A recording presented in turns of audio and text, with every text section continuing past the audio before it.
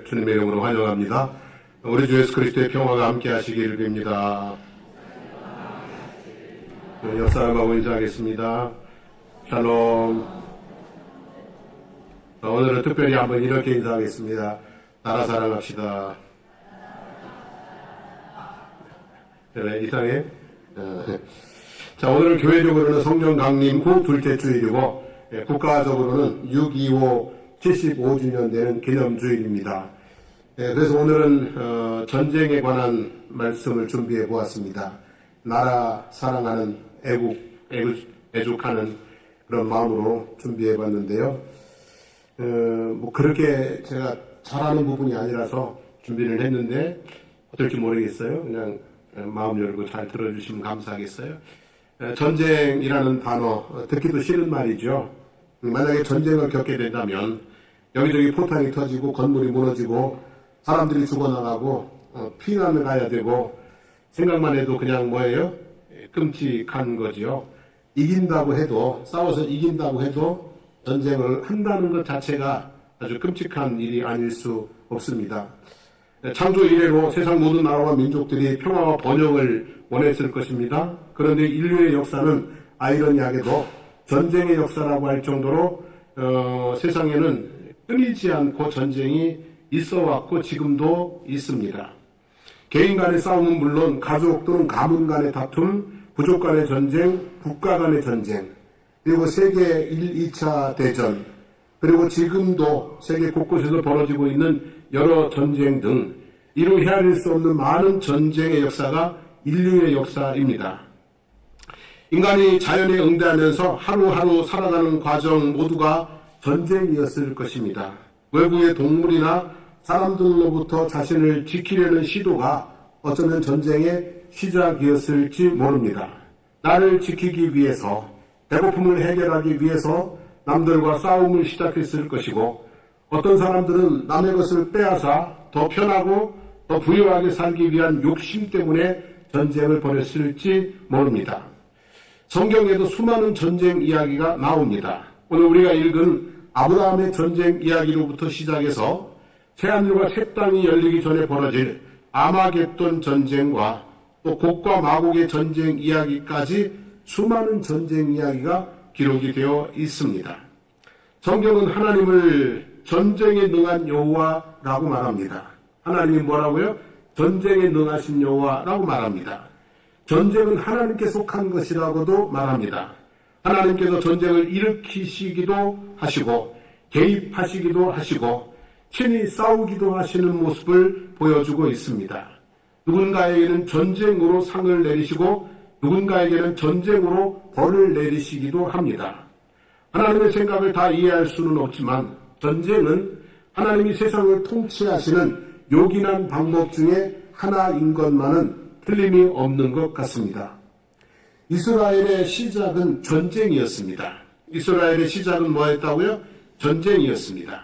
그것은 하나님께서 아브라함, 이삭, 야곱에게 거듭거듭 약속하신 가나안 땅을 너와 네 후손에게 주시겠다는 그 약속을 이루시겠다고 가서 싸워라 하신 명령에 따른 전쟁이었습니다. 이스라엘의 끝도 전쟁이었습니다. 그것은 하나님께서 바벨론은 지금의 이란입니다. 바벨론을 몽둥이로 들어서 하나님의 은혜를 잊고 하나님을 등지고 악을 행하는 패역한 이스라엘을 심판하신 전쟁이었습니다.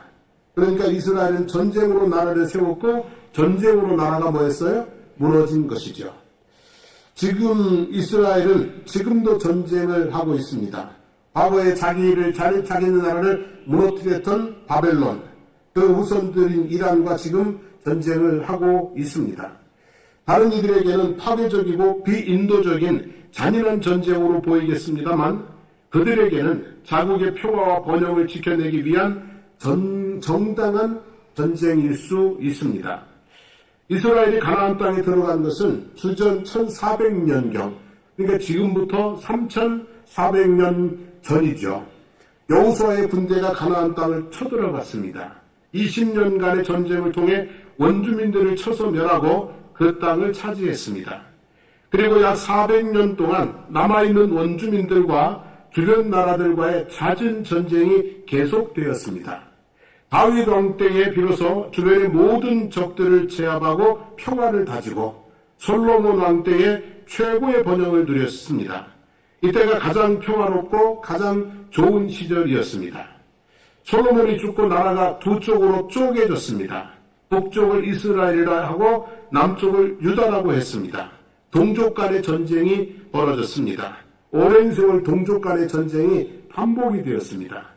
그리고 나라가 쪼개져 약해지니까 주변의 나라들도 강해져서 주변 나라들과도 또 전쟁을 하게 되었습니다. 그래서 북왕국 이스라엘은 주전 721년에 아수르 제국에 의해 패망했고 남왕국 유다는 주전 587년에 바벨론 제국에 의해서 패망을 했습니다. 그 후에 나라를 회복하기까지는 무려 2555년이나 긴 세월이 걸렸습니다. 이스라엘 민족들 유대인들은 나라 없는 민족으로 사는 서름을 너무나 뼈저리게 경험을 했습니다. 특별히 제2차 세계대전 때 나치에 의해 600만 명이 학살당하면서 나라 없는 민족으로 산다는 것이 얼마나 서러운 것인지를 뼈저리게 경험을 했습니다. 그래서 전쟁을 통해서라도 또는 비인도적인 잔혹한 파괴자라는 비난을 감수하면서도 자신의 나라를 견고하게 세우기 위해 지금 싸우고 있는 것 같습니다. 그들의 전쟁의 방식이 국제사회에서 정당성을 인정받을 수는 없을 것입니다. 하지만 그들의 전쟁은 러시아가 우크라이나를 파괴하는 것과는 다른 면이 있는 전쟁이라고 생각을 합니다. 자, 우리나라도 이스라엘만큼은 아니라고 생각하지만 참 슬프고 아프고 부끄러운 역사를 갖고 있는 나라입니다. 역사 드라마를 보면 밖으로는 전쟁, 안으로는 당쟁, 북방 대국에게 조공바치고 남쪽 외놈들에게 약탈당하고 백성들은 탐관 오리들에게 착취당하고 외란, 호란, 반란 빈번하고 오죽하면 인사가 뭐였어요? 밤새 안녕하셨습니까? 그리고요, 오죽하면 인사가 식사는 하셨습니까? 이게 우리나라의 인사예요. 밤새 안녕하냐? 밥은 먹었냐? 이게 인사일 정도로 우리나라는 늘 불안하고 늘 뭐예요? 배고픈 역사를 가지고 있는 것이죠. 우리나라 근현대사 속에서 두 가지는 결코 잊어서는 안 된다고 생각합니다. 첫째는 일본의 침략입니다.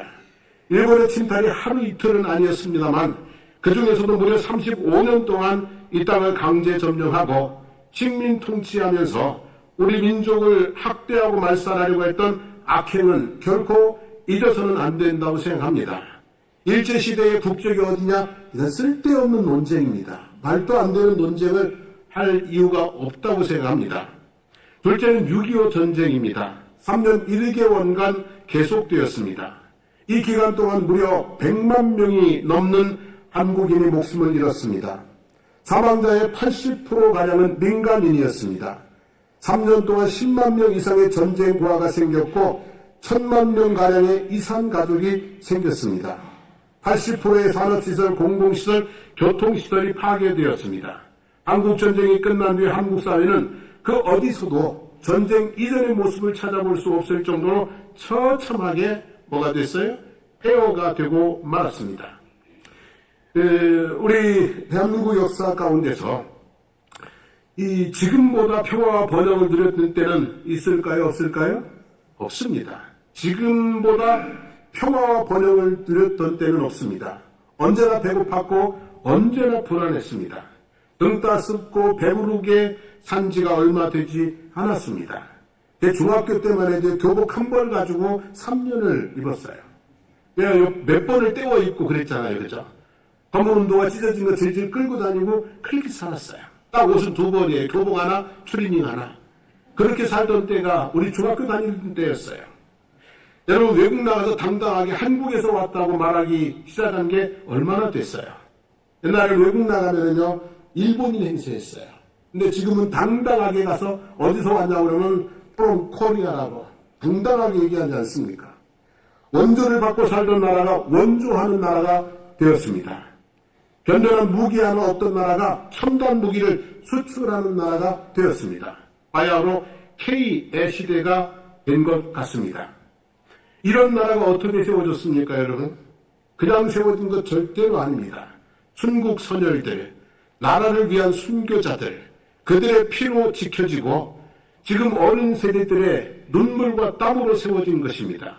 그래서 우리는 이 6월 특별히 호국보훈의 달을 맞이해서 순국 선열에 대한 감사와 어른 세대들을 공경하는 모습이 있어야 할 것입니다.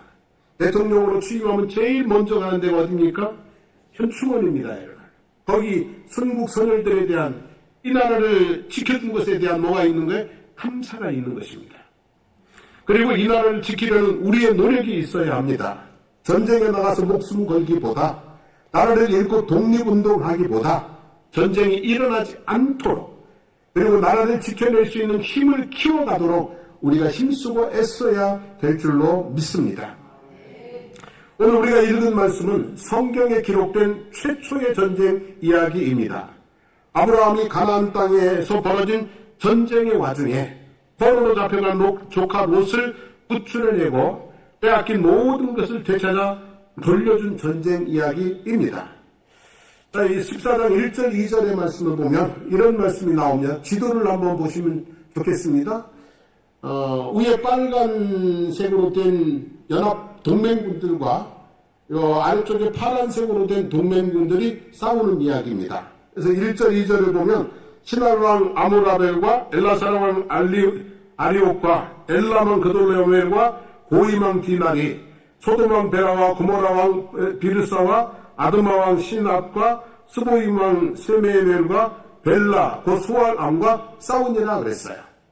붉은색 동맹군들이 이 파란색 동맹군들과 싸우는 거예요. 진벌하는 거예요.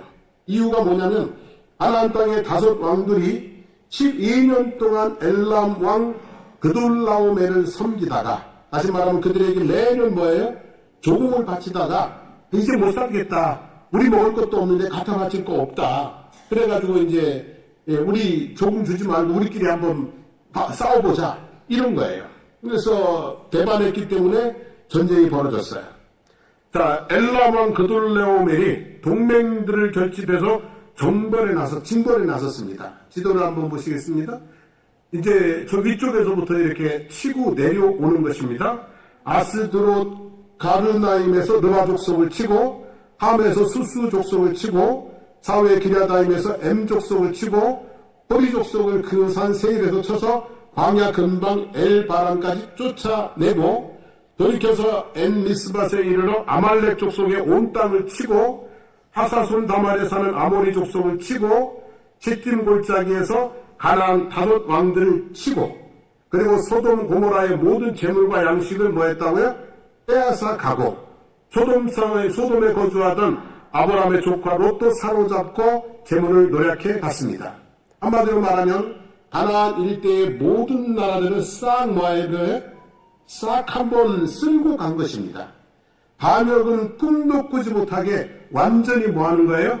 혼쭐을 내주고 그리고 재물과 양식을 다 빼앗아 간 것입니다. 여러분 왜 이렇게 됐어요?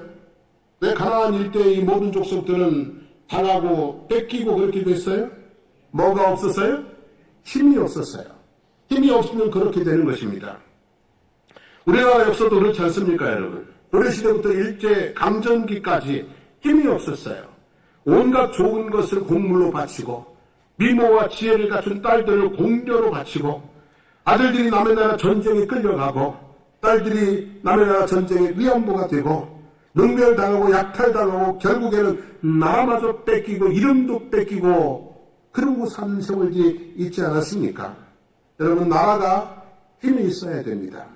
개인이 힘 있는 것 갖고 안 됩니다. 나라가 힘이 있어야 됩니다. 누구도 넘보지 못할 힘이 있어야 됩니다. 공격하고 빼앗을 정도의 힘까지는 아니더라도 적어도 내 것을 지키고 내 자녀들을 지킬 수 있는 빼앗기지 않을 수 있는 힘이 있어야 됩니다. 부국강병이라고 하죠. 나라를 구하고 군대를 강하게 해야 이 나라 이 민족을 우리가 지켜낼 수 있는 것입니다. 가나안 일대의 모든 왕들이 다 빼앗기고 능멸을 당했습니다. 그런데 아브라함이 집에서 훈련한 318명의 가신들을 이끌고 단까지 쫓아가서 그들을 쳐부수고 거기서 또 다메섹까지 쫓아가서 빼앗겼던 모든 것을 다 찾아가지고 왔습니다. 사실은 이건 말이 안 되는 얘기입니다. 이건 말 그대로 뭐예요? 기적 같은 일입니다. 근데 어떻게 이 기적 같은 일들이 일어났나 오늘 말씀을 통해서 몇 가지 짚어보려고 합니다. 첫째는요, 누가 뭐라 그래도 답이 안 나올 때는 누구의 은혜입니까? 하나님의 은혜입니다. 이 사람들 데리고 가서 이길 수가 없는 거예요. 가나안 일대를 그냥 싹 쓸고 가는 그 강력한 군대를 어떻게 이기고 빼앗아 온단 말입니까? 답이 안 나올 때는요, 답이 누구예요? 하나님인 겁니다, 여러분. 그래서 20절에 보면 너희 대적을 내 손에 붙이신 지극히 높으신 하나님을 찬송할지로다 그랬어요. 이 말씀은 지극히 높으신 하나님의 제사장 멜기세덱이 전쟁에서 돌아온 아브라함을 영접하고 축복하면서 한 말입니다. 내 힘으로 이긴 것 아니다. 하나님께서 너에게 이기게 해주신 것이다 라는 말씀입니다. 네 힘으로 찾아온 것 아니다. 하나님이 다시 뭐예요? 찾아오게 해주신 것이다 라는 말씀이죠. 여러분, 성경에는 이렇게 하나님의 은혜로 승리하는 전쟁 이야기들이 참 많이 나옵니다.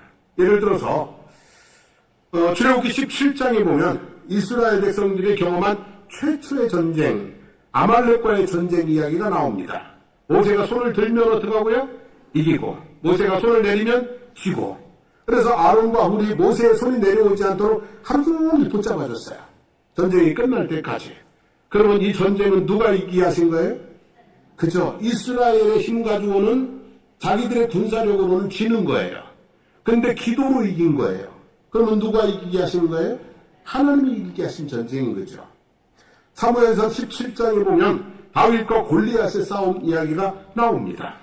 소년 다윗이 장수 골리앗과 싸우기 위해 나갈 때에 했던 유명한 말이 있습니다. 사무엘상 17장 47절인데 같이 읽어보겠습니다. 여호와의 구원하심이 칼과 창에 있지 아니함은 이 무리에게 알게 하리라.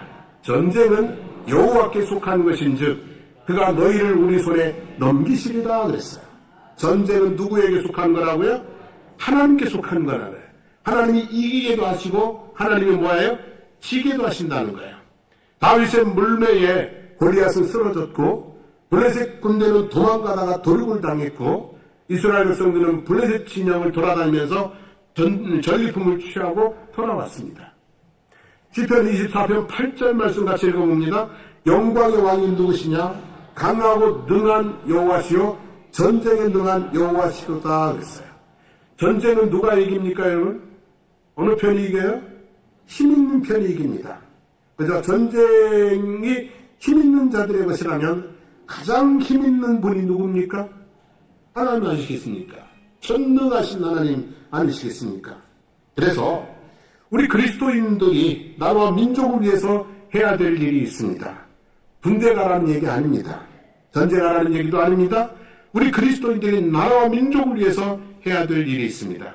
그것은 모세처럼 기도의 손을 드는 것입니다. 우리 교회가 나라와 민족을 위해서 기도의 손이 내려오면 안 됩니다. 나라와 민족을 위해서 기도의 손을 들고 하나님 앞에 늘 기도하는 우리 그리스도인들이 되어야 될 줄로 믿습니다. 그리스도인들의 애국, 애족은 나라와 민족을 위해서 뭐 하는 거예요? 그죠? 세금만 내는 것 갖고 안 됩니다. 그리스도인들은 세금 플러스 뭐 해야 되는 거예요? 기도를 하셔야 됩니다. 우리의 기도로 이 나라의 민족을 지켜내는 평화와 번영을 사수하는 우리 그리스도인들이 되기를 축복합니다. 두 번째는요, 동맹입니다. 동맹. 하나님의 은혜와 더불어서 뭐가 있어요? 동맹이라는 게 있어요. 13절을 보겠습니다. 도망한 자가 와서 히브리 사람 아브라함에게 알리니 그때 아브라함이 아모리 족속 마므레의 상수리 숲을 근처에 거주하였더라. 마므레는 에스골의 형제요 또 아넬의 형제라. 이들은 아브라함과 뭐한 사람들이더라? 동맹한 사람들이더라 그랬어요. 창세기 14장에는 세 개의 동맹이 나옵니다. 아까 지도에 봤던 것처럼 빨간색으로 된 나라들의 동맹, 또 파란색으로 된 나라들의 뭐예요? 동맹, 그리고 아브라함의 동맹입니다. 북방 네 왕들의 동맹, 남방 다섯 왕들의 동맹, 그리고 아브라함과 마므레의 동맹. 다시 말하면 동맹들의 싸움입니다. 개인 나라들의 싸움이 아니라 뭐예요? 동맹들의 싸움인 것이죠. 지금 세계전쟁도 거의 비슷합니다, 여러분. 자, 남방 5 왕들이 서로 동맹을 맺지 않았으면 그돌라옴에게 반역할 반기를 들 생각도 못했을 것입니다. 동맹을 맺었으니까 한번 뭐예요? 한번 반기를 들어볼 용기를 냈던 것이죠. 아브라함이 동맹이 없었다면 롯을 찾으러 가기에 조금 주저하지 않았을까 하는 생각이 듭니다. 그래도 동맹이 있으니까 어떻게 해요? 용기를 내서 주저하지 않고 달려나갈 수 있었던 것이죠. 여러분, 동맹이라고 하는 것은 꽤 든든한 방패와 검이 될 수 있습니다. 없는 것하고 있는 것하고는 전혀 뭐예요? 다른 것이죠. 여러분, 미국이 우리의 동맹으로 있는 것이 우리들의 마음이 좀 어때요? 든든해요, 안 해요? 하죠, 그죠? 나간다고 그러면 좀 걱정되잖아요, 그죠? 이게 마음입니다. 뭐 전쟁이 나면 어떤 형태가 될지는 모르지만 일단은 있다는 것 자체가 마음이 든든해요. 그래서 동맹은 꽤 든든한 방패와 검이 될 수 있습니다. 지금 세계에서 여러 곳에서 전쟁이 벌어지고 있는데요. 여러분, 우크라이나에서 벌어지고 있는 전쟁이 3년 4개월째입니다. 3년이 넘었습니다. 벌써 시간이 그렇게 됐어요. 보면서 야, 전쟁 한번 일어나면 쉽게 끝나는 게 아니구나. 우리 금방 끝날 줄 알았잖아요. 이스라엘에서 벌어지고 있는 전쟁도 2년이 넘었습니다. 지금. 만약에 여러분 전쟁이 벌어지면은요, 일주일에 절대로 안 끝납니다. 어떤 분은 일주일이면 뭐 끝낸다고 그러는데 절대로 안 끝납니다, 여러분. 한반도에서 전쟁이 벌어진다고 생각하면은요, 안 끝납니다. 시작되면 미국 개입하고 중국, 러시아 개입하고 그냥 쑥대밭 되는 겁니다. 아무튼 우크라이나 전쟁이 지금 3년 4개월째입니다. 그런데 보세요, 여러분. 우크라이나에게 동맹이 있습니까? 없습니까? 동맹이 있어요? 없어요? 없습니다, 여러분. 우방은 있는데 동맹은 없습니다. 우방과 동맹은 다른 겁니다, 여러분. 여러분 보세요. 우방은 있지만 동맹이 없어요. 무기는 공급해주지만 같이 싸워주지는 않습니다. 우크라이나가 나토에 가입하여 나토와 동맹이 되고 싶어 하지만 나토에서 선을 딱 그어버리고 안 받아줍니다, 여러분. 미국이 동맹이라고 생각합니까, 우크라이나에? 아닙니다. 동맹 아닙니다. 그냥 장사한 거예요, 내가 보니까. 트럼프 대통령 되자마자 젤렌스키 불러다 놓고 니네 나라 광물 다 뭐라고요? 떼놔라 그러잖아요. 얼마나 모욕을 주고 하는데요. 여러분, 지금 돕는 손길이 있어서 무기를 공급해 주니까 버티고는 있는데요. 동맹이 없는 고독한 싸움을 우크라이나는 지금 3년 넘게 해오고 있는 것입니다. 북한의 김정은이 지난해 10월부터 러시아에 병력을 1만 2천 명을 파견을 했습니다. 그 중에 많은 이들이 죽고 많은 이들이 부상을 당했는데 이번에 또 공병 1,000명을 포함해서 6,000명을 파견한다고 합니다. 무기 끊임없이 지금 자기네들이 준비한 무기 러시아에다가 다 갖다 주고요. 이번에는 방사포까지 갖다가 전쟁에 이렇게 갖다가 바쳤어요. 왜 이렇게 합니까, 여러분? 김정은이 러시아를 자기의 뭘로요? 동맹이 되게 하고 싶은 겁니다. 그러니까 지금 북한이 불안한 거예요. 아무도 없거든. 러시아, 중국 우방이지만 동맹이 아니거든요. 그러니까 불안하거든요, 지금. 그래서 이 다 갖다 바쳐주면서 자기들의 젊은 아들들을 그냥 갖다가 뭐예요? 총알바지로 내주면서 러시아를 동맹으로 만들고 싶어 하는 것이죠. 우리나라는 동맹이 있습니까? 없습니까? 미국과 일본이 우리의 동맹입니까? 정말로 동맹입니까? 한번 생각을 해봅시다. 지난 1월에 미국이 우리나라를 민감국가라고 지정했다는 소식을 들었어요. 민감국가, 관리 대상 국가를 지정했다는 소식을 들었어요. 그러면 미국이 우리 동맹이 맞습니까? 일본이 동맹입니까? 과거에 대한 사과도 안 하잖아요. 과거에 대한 진정한 사과 한 번도 안 하잖아요. 그죠? 그리고 독도가 누구네 땅이라고요? 지금도 지네 땅이라고 있잖아요. 그런데 동맹입니까? 제 생각입니다. 그럼에도 불구하고 미국과 일본은 우리의 동맹입니다. 동맹이어야 됩니다. 자, 동맹이라는 개념을 이렇게 보면 돼요. 이 사전에 보면 이렇게 되어 있어요. 두 나라 이상이 일정한 조건으로, 뭐로요? 조건으로. 그리고 서로 원조를 약속하는 일시적인 결합을 말한다 그랬어요. 여러분, 무조건 아니에요. 영원한 것도 아니에요. 그냥 동맹이라고 하는 것은 서로에 뭐가 맞으면 돼요? 조건이 맞으면 돼요. 그리고 일시적으로 서로 필요할 때 모아주면 돼요? 원조를 하는 거예요. 그러니까 지금 우리나라와 일본과 미국은 서로 조건이 맞아요? 안 맞아요? 맞아요. 우리가 서로 지켜야 될 것들이 있는 거예요. 그리고 우리나라 6.25 전쟁할 때 미국이 우리를 먼저 했어요? 안 했어요? 그죠? 군인, 무기, 후에 살아갈 수 있는 물자를 계속 했잖아요. 과거에 우리의 동맹인 것이 뭐한 거예요? 확인됐던 사람들이에요. 일본은 우리의 적인 것이 확인됐던 사람들인데 동맹으로는 확인이 안 됐어. 그래서 일본은 조금 아리까리하긴 한데요.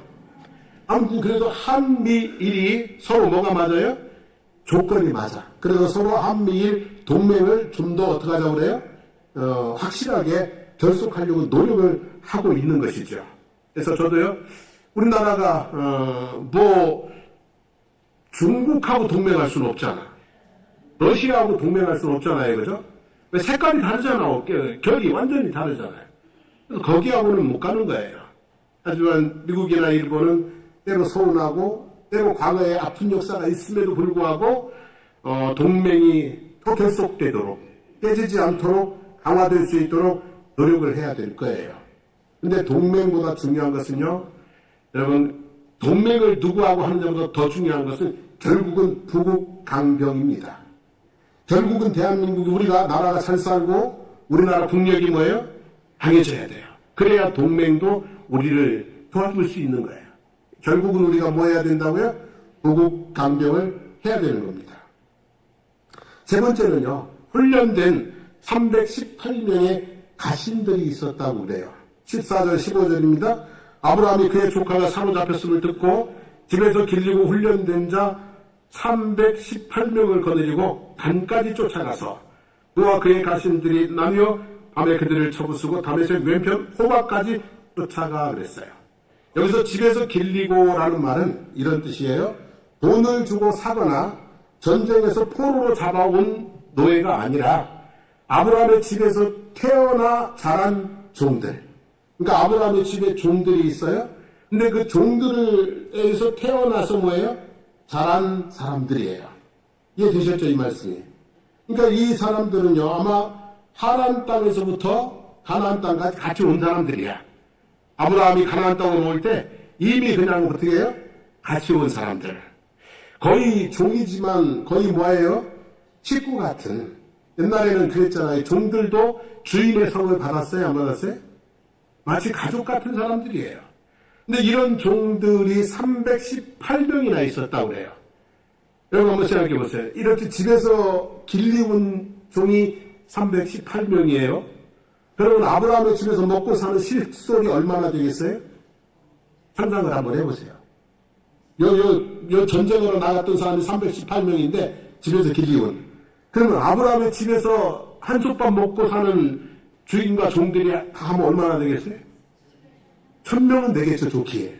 그럼 1000명을 다 먹고 산다는 게 쉬워요, 어려워요? 그래서 이렇게 어려우니까 보통은 어떻게 하냐면요, 종을 팔아요. 다 집에서 안 기른단 말이에요. 그냥 부모, 자식 띄워놓고 어떻게 하는 거예요? 종을 다른 데다 팔아버리는 거예요. 근데 아브라함은 그렇게 하지 않고 힘들었지만 이 종들을 집에서 다 어릴 때부터 뭐예요? 먹이고 입히고 살게 한 거예요. 부모와 함께. 뭘 베푸는 거예요? 종들에게 큰 은혜를 입힌 거예요. 그리고 훈련된 자라고 되어 있는데 가르치다는 단어에서 유래한 것으로 훈련된, 체험이 있는, 훈계하다 이런 뜻이 있습니다. 그러니까 종들을요, 그냥 종으로 태어났는데 그냥 종으로 살게 둔 게 아니라 그들이 지혜도 있고 양을 키우는 기술도 있고 그리고 싸움에 나가서 한바탕 붙을 수 있는 뭐예요? 용맹도 있고 어디서든지 사람 구실할 수 있는 사람으로 뭐 했다는 거예요? 키워냈다는 거예요. 전쟁도 감당할 수 있는 강한 젊은이들로 뭐 했어요? 키워냈다는 거예요. 이게 있어서 이 아브라함이 전쟁에 개입할 수 있었고요. 그리고 찾아올 수 있었던 것이에요. 여러분, 중요한 것은요, 내 사람이 있어야 되는 거예요. 내 사람. 나와 함께 싸울 수 있는, 이길 수 있는 그런 사람이 있어야 되는 거예요. 중요한 건 동맹들의 힘이 아니라 뭐예요? 내 힘이 있어야 되는 거예요. 맞습니까? 안 맞습니까? 요즘 TV에 보면은 이런 프로가 있더라고요. 네 돈 내산. 이런 게 있고요. 또 반대로 내 돈 내산이라는 프로도 있어요. 네 돈 내산은 뭐예요? 네 돈으로 내가 산다. 네 돈으로 내가 산다가 네 돈 내산이고요. 내 돈 내산은 내 돈으로 내가 산다. 여러분 언제까지 네 돈으로 내가 살겠어요? 그죠? 언제까지 부모 돈으로 내가 살겠어요? 내 돈으로 내가 살아야 되는 게 인생 아니겠습니까, 여러분? 언제까지 동맹만 의지할 수 있겠어요? 우리나라가 우리 힘으로 우리나라를 지킬 수 있어야 되는 거죠. 동맹이 없어도 이길 수 있는, 넘볼 수 없는 그런 나라를 세워야 되는 거죠. 다시 말하지만 보국 강병 해야 되는 것입니다. 우리나라 세계 경제 순위가 12위에서 14위권에 머물고 있습니다. 그리고 놀랍게도요, 국방력은 세계에서 5위입니다. 우리나라가. 약 60만 명의 현역 군인과 300만 명 이상의 예비군이 있고 K2 전차, K9 자주포, KF-21 전투기와 같은 첨단 국산 무기 시스템을 개발에 성공하면서 세계적인 방산 수출 국가가 되었습니다. 미국과의 굳건한 동맹을 관계를 바탕으로 한미 연합 방위 체계를 잘 유지하고 있습니다. 돈이 좀 많이 들어가서 그렇지 돈 엄청 달라고 지금 그러잖아요. 그래서 지금 우리나라는 어지간히 보국 강병을 이루었다, 이루지 못했다? 이루었다. 저는 그렇게 평가합니다. 어지간히 세계 어떤 나라도 감히 흔들고 넘볼 수 없는 그런 보국 강병을 이루었다고 생각합니다. 먹고 살 걱정하지 않고 발 뻗고 편히 갈 수 있는 나라가 되었습니다. 근데 우리에게 주시는 말씀 하나 있습니다. 고린도전서 10장 12절입니다. 선줄로 생각하는 자는 넘어질까 조심하라 그랬어요. 여러분, 우리나라 경제 구조는요, 안정적이지 않습니다. 세계 12위라고 해도요, 우리나라는 경제 구조 자체가 안정적이지 않습니다. 수출 비용이 너무 높습니다. 우리나라 경제는요, 수출 경제예요. GDP의 38%가 수출이에요. 세계에서 수출로 1위입니다, 여러분. 이 말은요, 세계 경제가 휘청거리면 우리나라 경제는 어떻게 한다는 거예요? 무너진다는 얘기예요. 세계 경제에 가장 크게 영향을 받을 수 없는 것이 우리나라 경제예요. 그리고 수출 중에서요, 대미 대중 수출이 중추적인 역할을 합니다. 미국에 20% 정도 수출하고요, 중국에 20% 정도 수출해요. 그러니까 중국 수출 안 되면 20%가 어떻게 되는 거예요? 흔들리는 거고, 미국도 안 되면 20%가 흔들리는 거예요. 그래서 우리는 친미 이런 개념이 아니에요. 경제적으로 어떻게 하는 거예요? 지금 뭐 하고 있는 거예요? 줄타기 하고 있는 거예요. 얼마나 예민한지 몰라요. 그런 거예요.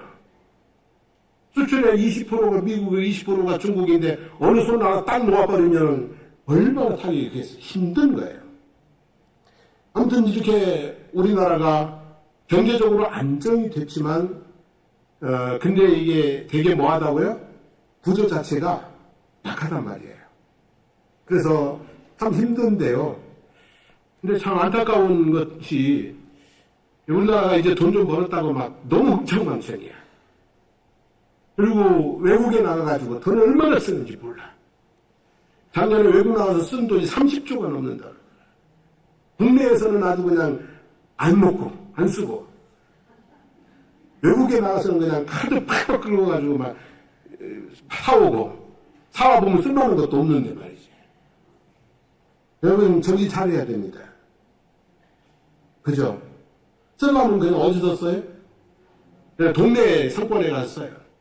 뭐 다르다고 거제 사람이 부산 가서 막 바리바리 차로 실어오고 거예요. 거제 사람은 어디서 써야 돼요? 거제에서 써야 되는 거야. 그래야 거제 경제가 돌고 그러는 거지.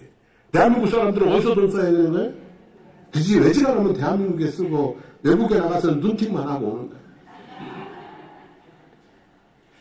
여러분 우리나라 경제 세계 12위라고 하지만 견고하지 않습니다. 우리가 방심하면 어떻게 될 수 있어요? 무너질 수 있는 거예요. 우리나라는 지정학적으로 되게 참 위치가 그래요. 그죠? 아니 좀 붙어있더라도 저쪽 미국 쪽에 붙어있으면 얼마나 좋아. 예?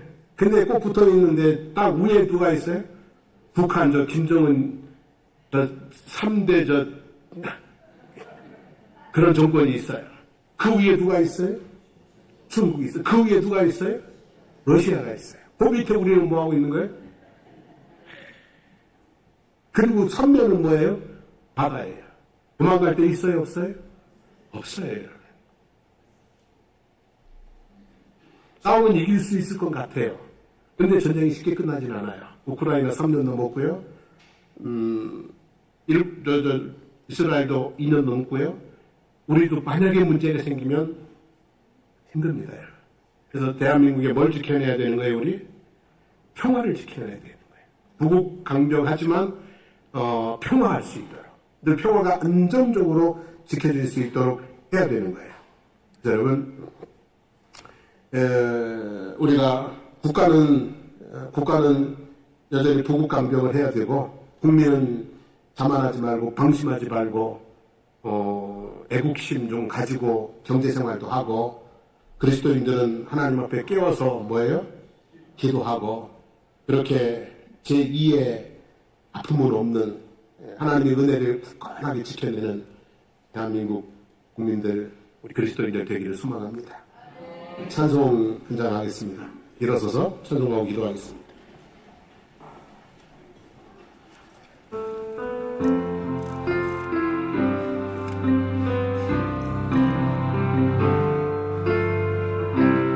땅의 동과 섬남과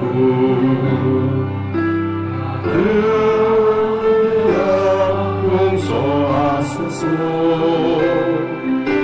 모든 성들은 무너지고 주님만 높이는 나 되게 하소서.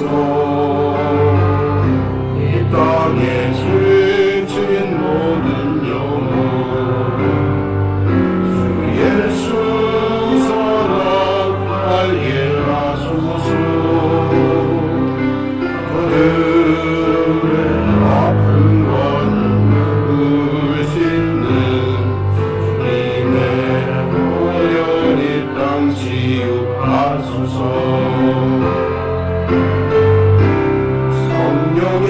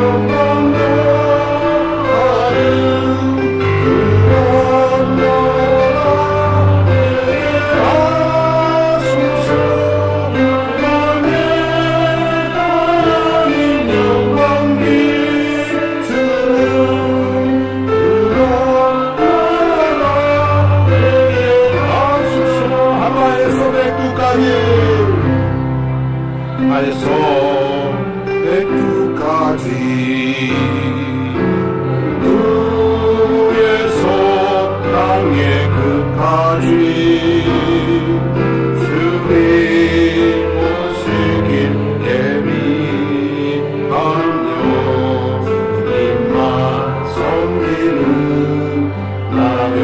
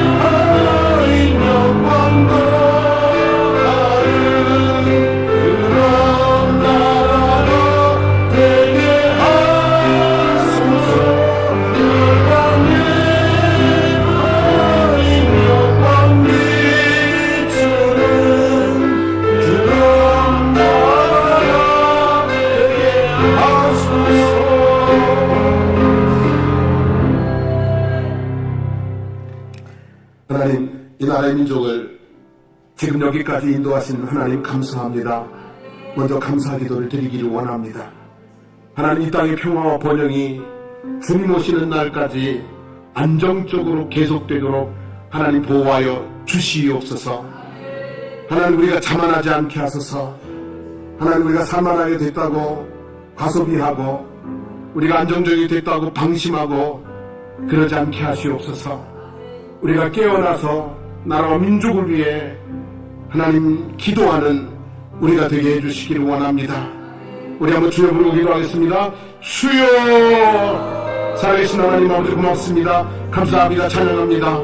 하나님 아버지, 세계에 너무나 많은 나라들이 전쟁 가운데, 기근 가운데, 굶주림 가운데, 하나님 가난과 빈곤 가운데, 억압과 하나님 아버지는 여지 그런 고통 가운데 있는데, 하나님 이 작은 땅, 이 작은 나라 대한민국을 하나님께서 아버지는 평화를 주시고 번영을 주시고 자유를 주시고 꿈을 주시고 희망 가운데 살아가는 나라가 되게 하신 것 진심으로 감사를 드리나이다. 하나님, 우리에게 베풀으신 엄청난 은혜임을 깨닫습니다. 하나님, 늘 감사하고 찬송하고 영광 올려드리는 거룩한 나라 대한민국 될 수 있도록 하나님 인도하여 주시기를 주님 간절히 간구드리옵나이다. 하나님 아버지, 주님께서 아버지 하나님 이렇게 오늘 우리에게 베풀으셨는데 아버지, 이 평화가, 이 아버지 하나님의 삶의 자유가, 이 삶의 여유가 하나님 아버지 주님 오시는 날까지 계속 되어지길 원합니다. 하나님의 아버지 하나님을 노엽게 하지 않고 하나님의 은혜 안에 머물 수 있는 순종한 그리스도인들 아버지 하나님과 백성들 되도록 하나님 인도하여 주시길 주님 원합니다. 우리가 아버지 방심하지 않게 하시고 자만하지 않게 하시고 깨어서 기도하게 하시고, 그래서 아버지 부국강병을 이루어가며 하나님 아버지 세계 가운데 우뚝 서는 아버지 하나님 많은 나라를 아버지 하나님이 원조하고 복음을 전하고 아버지 하나님 이 하나님의 영광을 드러내는 아버지 하나님의 영광을 비추는 그런 나라가 되도록 하나님 우리에게 은총을 베풀어 주시기를 좀 간절히 간구드립니다. 하나님 아버지 고맙습니다. 감사합니다. 여기까지 하나님의 은혜입니다. 하나님, 이 은혜를 우리가 하나님을 거역하고 불순종하다가 빼앗기지 않기를 원합니다. 하나님을 섬기며 하나님의 도를 따르며 하나님의 진리를 펼쳐나가는 우리 대한민국의 교회들과 그리고 기독교인들과 그리고 한국의 문화가 될 수 있도록 도와주시기를 원합니다. 하나님, 주님께서 이 땅의 평화를 주님 오시는 날까지 지켜주시옵소서. 하나님, 우리에게 주신 부와 권세를 하나님 우리가 허랑방탕하고 살지 않게 도와주시기를 원합니다. 하나님, 우리에게 주신 귀한 것으로 하나님 이제 어려운 나라들 도우며 세우며 열방의 빛으로 살아가는 대한민국이 될 수 있도록 도와주시기를 간절히 간구드립니다. 아버지, 새로 시작한 정부를 하나님 견고하게 이렇게 세워주시기를 원하고, 아버지 대한민국 경제가 다시 회복될 수 있도록 도와주시기를 원하고, 하나님 남과 북은 멀겠습니다만 동과 서는 통합되는 속히 마음들이 하나가 되는 그런 귀한 역사가 일어날 수 있도록 은총 베풀어 주시기를 간절히 간구드립니다. 이제는 우리 주 예수 그리스도의 없는 은혜와 하나님 우리 아버지 영원무궁하신 사랑하심과 성령님의 감화감동 하나 되게 하시는 귀한 역사가 지금까지 이 민족에게 베푸신 은혜를 감사하고 이 민족을 하나님의 손에 올려드리는 하나님의 은총 가운데 살도록 기도하기를 다짐하는 우리들 머리머리 위에 그리고 사랑하는 모든 걸음걸음들 가운데 우리 사랑하는 장성복교회와 거제 지역과 나라와 민족 위에 이제부터 영원토록 함께 하시기를 간절히 축원하옵나이다. 아멘.